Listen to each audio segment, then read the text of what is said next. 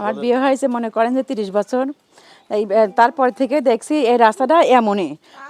যেদিনকে বিয়ে হয়ে আসি তখন বাসে আসছিলাম, আমি দেখা যাচ্ছে কি যে এই রাস্তাটা দেখি যে এমনই রয়েছে।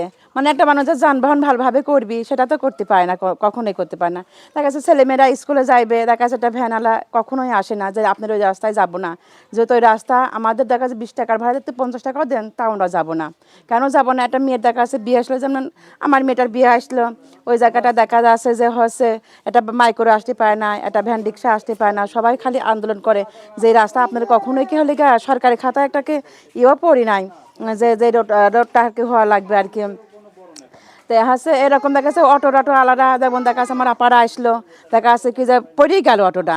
তারপরে আমার আপা বলছে যে হলে তোমার এই রাস্তা দেখা আশেপাশে চেয়ারম্যানদের বলতে পারে, দেখা যাচ্ছে ভালো হয়, এটি সরকারের খাতায় উঠে গেলে পার দেখা যাচ্ছে রাস্তাটা হয়ে যায়। এখন কি চান বলেন তো? আমরা চাচ্ছি যে সুষ্ঠুভাবে যত তাড়াতাড়ি রাস্তাটা ভালো হবে তত তাড়াতাড়ি আমাদের পক্ষে ভালো হবে।